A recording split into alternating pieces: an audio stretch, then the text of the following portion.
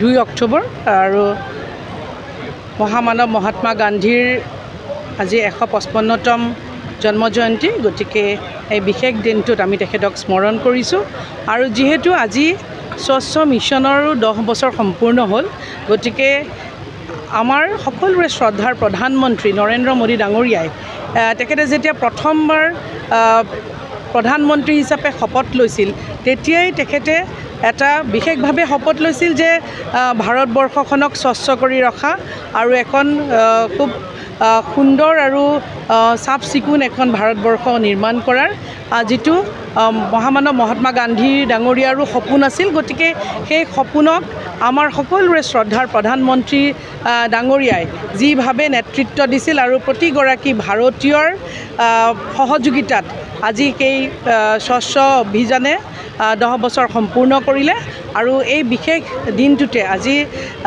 Biogas plant আপোনালোকে ইতিমধ্যে গম পাইছে যে 4টাকৈ আমাৰ অসমেও পাইছে।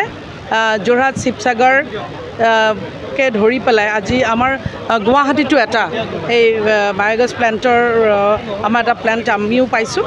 গতিকে এই সুযোগতে আমাৰ প্ৰধানমন্ত্ৰীগৰাকীক ধন্যবাদ জ্ঞাপন কৰিছোঁ আৰু আজিৰ এই বিশেষ দিনটোত আমাৰ ভাৰতৰ দ্বিতীয়গৰাকী প্ৰধানমন্ত্ৰী লাল বাহাদুৰ শাস্ত্ৰী ডাঙৰীয়াৰো জন্ম জয়ন্তী। গতিকে তেখেতকো আমি স্মৰণ কৰিছোঁ। ধন্যবাদ।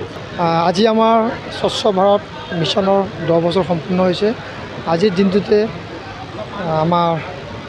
আমাৰ সকলোৰে মহামানৱ মহাত্মা গান্ধীদেৱৰ 155তম জন্মদিৱস লক্ষ্য ৰাখি মাননীয় প্ৰধানমন্ত্ৰীয়ে বিগত 10 বছৰত এই স্বচ্ছ ভাৰত মিছন কৰিছিলে। এই স্বচ্ছ ভাৰতৰ লগত সংগতি ৰাখি আজি সৰ্বভাৰতত আমাৰ অইল ইণ্ডিয়াই আমাৰ গোটেই ভাৰতত এটা আমাৰ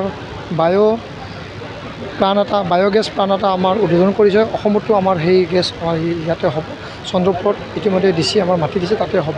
ইয়াৰ লগে লগে আজি আমাৰ 2 অক্টোবৰৰ লগত সংগতি ৰাখি আমাৰ গুৱাহাটীৰ সকলো জাবৰ নিষ্কাশন কৰাৰ ক্ষেত্ৰত গুৱাহাটীও আজিৰ পৰা আমি এই যি আমাৰ ছলিড ৱেষ্ট মেনেজমেণ্ট আছে, যি আমাৰ জাবৰ নিষ্কাশন আছে, সেই নিষ্কাশন পদ্ধতি আমি আৰম্ভ কৰিম। আজি 3 বজাত আমাৰ য'ত আমাৰ ডাম্পিং গ্ৰাউণ্ড আছে বেলৰ তলত, তাতে আমি 2টা প্ৰজেক্ট আমি আজি শুভ উদ্বোধন কৰিম। আপোনালোকক তাতে আমি শ্ৰদ্ধাৰে নিমন্ত্ৰণ কৰিছোঁ। এটা আছে FSTP, যিটো আমাৰ মল মূত্ৰ যিটো আমি মানৱ জাতিৰ পৰা আমি ওলাই দিওঁ, সেইটো আমি খুব সুন্দৰভাৱে নিষ্কাশন আমি কৰাৰ ব্যৱস্থা গ্ৰহণ কৰিম। ইয়াৰ লগে লগে জাবৰ নিষ্কাশন, জাবৰৰ পৰা আমি বায়'মিথেনেশ্যন গেছ আৰু আমাৰ সাৰ উৎপাদন কৰাৰ পদ্ধতি আমি ইতিমধ্যে আমি আৰম্ভ কৰিম। তো সেইকাৰণে আজিৰ এই দিনটোৰ লগত সংগতি ৰাখি সেই 2টা প্ৰজেক্ট আমি উদ্বোধন কৰিম।